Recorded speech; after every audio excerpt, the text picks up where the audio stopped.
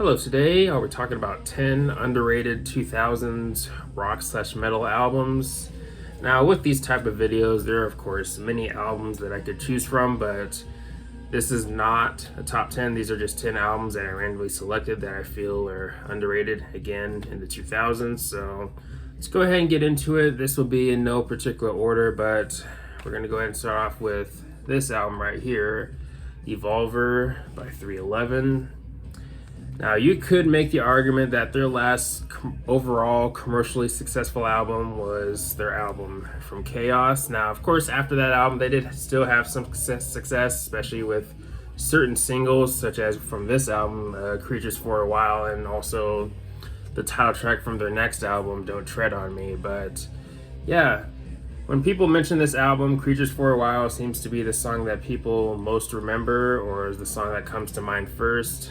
But the rest of the album seems to be kind of overlooked, or at least a good chunk of the album. But some of my favorites on here, Creatures for a While, of course, Crack the Code, which has grown to be maybe one of my favorite 311 songs. I really like that song a lot. Beyond the Gray Sky, which is a bit of a more slower song on the album. That's another highlight on the album for me. If you like the more funky side of 311, then you'll enjoy song 9, Don't Dwell. Other Side of Things, another song that I really enjoy, especially the simple yet effective riffs. But yeah, pretty good album from 311, I'd say. Now we're going to go ahead and move on to an album from a band that I feel is overall kind of underrated, actually. And that is America's Volume Dealer by Corrosion of Conformity. Now, when people mention this band, the albums that usually come to mind first are Blind or Deliverance or maybe Wise Blood, but this was their first album into the 2000s. It came out in the year 2000, and this album's a bit more straightforward, a bit more simplistic, a bit more radio friendly, you could say. And for that reason, that sometimes divides fans or people in general, but I personally enjoyed this album. I think this is maybe one of their best. Probably, honestly, maybe my fourth favorite album from the band. Maybe fourth or third, somewhere in there. But yeah, pretty cool album. Not their best, but I'd still say, again, at least one of my personal favorites. But some of my favorites on the album, probably Over Me, Congratulations song. I even like one of the bigger songs on here, Who's Got the Fire. Diablo Boulevard, pretty good song. Even the more melodic songs on here are pretty good, like 13 Angels, which is probably one of the fan favorites on the album, based on things that I've seen. You also have Stare Too Long. I really like that one also. That's a bit of a more melodic, softer song, you could say. But yeah, another pretty good album from Corrosion of Conformity. Again, not their best, but still one of my favorites from them. Now we're going to go ahead and move on to something maybe a bit heavier, and that is Archetype by Fear Factory. So yeah, this is one of the albums without Dino, and I think they did a pretty good job making a good album without him. I mean, this album is just raw, heavy, and the riffs really pack a punch and are just really in your face. But yeah, I mean, this album is, for the most part at this point, best known for the title track, Archetype, and that's definitely one of the highlights on here. But you have other really great songs like Slave Labor, excellent song, excellent way to open up the album, definitely a banger. Honestly, those first 5 songs are just pretty damn good. I even like track number 6, which is one of my personal favorites on the album, Corporate Cloning. I really like Burton's vocals in that song, especially towards the chorus. Bite the Hand That Feeds, or not Bite the Hand That Feeds, Bite the Hand That Bleeds. That's one of the better known or more known songs on the album. That's another pretty good song. But Human Shields is another highlight, especially when it comes to the second half of this album. But yeah, if you haven't heard this album and you like some of the stuff that you've heard from Fear Factory, or if you haven't heard all the Fear Factory albums and you somehow haven't heard this one yet, definitely check it out. Now I'm going to go ahead and move on to some death metal with Obituary with their album Frozen in Time. So this was their album, the last album that they did with Scott Burns, and yeah, pretty good album, I'd say. I mean, Really the only one glaring issue with this album for me is that sometimes the album does kind of start to blend together a little bit, or ideas start to blend together, especially when you move towards the second half. But still, pretty good album. I honestly would put it up there with some of their earlier work. But Redneck Stomp is the opener, which is an instrumental. And when I saw the band live at the Knitting Factory, they opened up the set with that song. And yeah, overall, pretty cool instrumental. Not one of the best instrumentals I've ever heard, but still, I do like the instrumental. On the Floor and Insane, one of the more known songs on the album. I really like those, especially Insane. Blindsided is a bit of a more slower track, not more melodic, but it's a bit more slower, not as fast as some of the other songs on the album. I really like that one, another favorite of mine on the album. But you do have some faster songs on here, like Back Inside and Stand Alone. Slow Death, another favorite of mine on the album. But yeah, might have maybe a couple skippable songs on here, but overall, pretty good Obituary album. And now we're going to go ahead and move on to some new metal with POD with their self-titled album. And this is actually one of my personal favorite albums from the band, and which might be a controversial thing to say because this album, when it came out, it got fairly divisive reviews, mixed reviews, not just from critics but also fans. I mean, of course, you don't have Marcus on guitar on this album. You have Jason Truby, if I got the name right. This is his first album with the band, and this album doesn't really sound like really any of their other albums in their discography. Definitely probably their darkest, especially with the overall sound of the album. Another issue I've seen some people say with this album is that some of the songs kind of blend together or can be formulaic, but while I can see that with at least parts of the album, I still, again, enjoy this album. Definitely a unique album in their discography, but some of my favorites, Will You, Change the World. I mean, the singles on this album I think are pretty good, especially Change the World. I really like that song a lot. Execute the Sounds, Freedom Fighters, which is honestly, in my opinion, one of their most underrated songs. I really like that song a lot. The Reasons, a bit of a more melodic song. I really like that one also. You also have kind of a different but interesting instrumental at the end of the album called Eternal. But yeah, great album from POD in my opinion, and in my opinion, maybe one of their best. And now we're going to go ahead and move on to a classic band, Queensryche, with an album that seems to divide people, not just with critics but also fans, and that is their album Tribe. Now, the 2000s were overall really not that great for Queensryche. You could tell they were just struggling to just make it with the music climate and just I don't know if I'd say adapt, but still put out quality music, because from 1997 with Here and the Now Frontier, from that album and on, it just seems like Queensryche was just really struggling to just put out solid music. It just, especially when you move towards the early 2010s, late 2000s, early 2010s, you could tell the band was just, they were losing it a little bit, especially with the album Dedicated to Chaos. But anyways, back to this album. I mean, again, as I mentioned earlier, the 2000s were not great for Queensryche, but I think this is the one good album from that decade from the band. And I'd say good, but not great. But still, I'd say an underrated album from the band.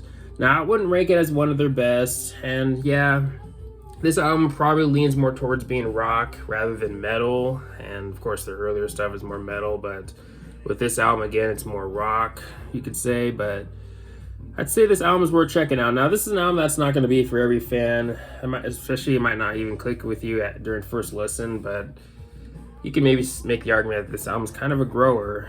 But some of my favorites on here, Open, Desert Dance, oh yeah, the title track, that's another favorite of mine on here. The Art of Life, I really like that song. That was one of the songs that Chris DeGarmo contributed to on the album. And yeah, if I had to choose the two best songs on here, I'd say Open and The Art of Life. I mean, if you're a Queensryche fan and if you haven't heard this album, I'd say check out those two songs, especially Open and The Art of Life. Blood, especially a more rock leaning song. I do like that one. Not one of my favorites on here, but still overall a solid song. But yeah, overall a good album from Queensryche. Not great, but I'd say kind of underrated. Now we're gonna go ahead and move on to some grunge with Stone Temple Pilots with, in my opinion, their last good album, Shangri-La-Di-Da, which came out in 2001. Now, I'm not really sure how people in general, or fans in general, really think about this album. I know there's some people that like it, but there's probably a good chance that there's probably some fans that are not really into it. I know Days of the Week, that doesn't seem to be a favorite for some fans, but I actually like that song. Definitely maybe the most radio-friendly song on here, but honestly, you get some pretty solid bangers on here, like Dumb Love and Coma. Those songs go hard. I really like those songs a lot, especially Coma.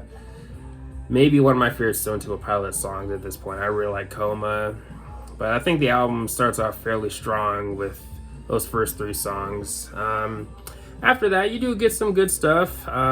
Vocally, I like what Scott Weiland's doing in songs like Black Again and Too Cool Queenie.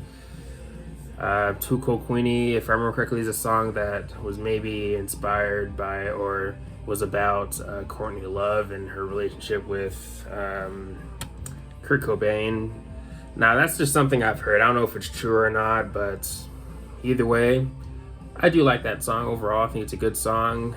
Bipolar Bear is another song that I do enjoy off the album. Not one of my favorites, but still a good song. And I will say that the album does kind of close off on a weaker note with the last 3 songs, but I wouldn't say any of those songs are bad, but kind of just average for the band, at least in my opinion. But still, overall, pretty good album from Stone Temple Pilots. If you weren't into it the first time, definitely give it another chance, or of course, if you haven't heard it, definitely give it a listen. Now we're going to go ahead and move on to some new metal with Seven Dust with their album Seasons from 2003. So this album had the tough task of following up arguably their most commercially successful album at Animosity. With this album, you can notice that this album doesn't have as much variety musically in general as Animosity. But yeah, this album didn't really do as well as Animosity, but still, I think this album is actually one of their best. Some of my favorites, I mean, honestly, this is one of those albums for me where you got a strong first half and a weaker second half, but still decent. But yeah, some of my favorites: Enemy, Broken Down, Separate. Honestly, I think Separate's one of their most underrated songs. I'd maybe say the same thing with the song Skeleton Song, which is a bit of a more melodic song. Yeah, Face to Face. That's probably one of the highlights when it comes to the second half of the album. But yeah, good album from Seven Dust, and I'd say one of their best. Now we're going to go ahead and continue with the whole new metal thing with Static X with their album Start a War. But with Static X, they're more of a mix between new metal and industrial metal. But yeah, I believe this was the first Static X album that I bought on CD, and this was an album that I listened to a lot when I was younger, especially middle school. Middle school was around there was when I got into Static X. But yeah, I really like this album actually. Maybe one of my favorites from them. Maybe my third favorite album by them. I mean, Wisconsin Death Trip and Machine are at the top for me, but this album's probably maybe my third favorite. But yeah, pretty enjoyable album. And Static X is one of those bands that doesn't really repeat themselves with their albums. Each album kind of has their own sound, but still, at the end of the day, feels like Static X. But some of my favorites: The Enemy, I'm the One, Pieces, Dirt House. Dirt House is definitely one of the fan favorites on here from what I've seen. That's a really great song. Just in Case, I really like that song, especially the heaviness of the riffs in that one. Night Terrors, I really like that one also. But yeah, really good album from Static X in my opinion. And if you haven't heard it in a while, definitely give it another listen. Now we're going to go ahead and move on to the final album for this video, and it is Steal This Album by System of a Down. Now, if I remember correctly, this album didn't chart as well as the rest of their discography or their other albums, the other 4 albums, but I mean, Corrosion didn't do terrible or anything, but again, didn't chart as well as their other albums, again, if I remember correctly. But yeah, I actually really enjoy this album. Actually, I'd go as far as to say that's kind of a fun listen. I mean, you could definitely get the goofiness from System of a Down. You definitely hear that in this album, especially with certain songs like Pictures and Chicken Stew and Fuck the System. But I mean, some of my favorites: Intervision, Boom, ADD. I really like that song. American Dream, Denial, Mr. Jack, IEA, IAIO. Try saying that 10 times really fast. Streamline, I think, is another pretty good song on here. I think it closes off the album in a pretty good way, pretty strong way. I don't know if it's one of my favorites on the album, but I do, again, really like that song still. But yeah, pretty good album from System of a Down, and I don't think they have any bad albums. I mean, some people might rank this as maybe their worst, or at least one of their worst, but still. And I don't know if I agree with that. Honestly, my ranking of their albums sometimes changes or moves around, or certain placements in my ranking move around, but again, pretty enjoyable album from the band. But yeah, those are 10 underrated 2000s rock/metal albums. Let me know if you can think of more underrated albums in this decade of the 2000s. Let me know your thoughts on my picks here for the video and all that good stuff. But anyways, thanks for watching. Please leave a comment and a like, subscribe. Have a nice day and take care.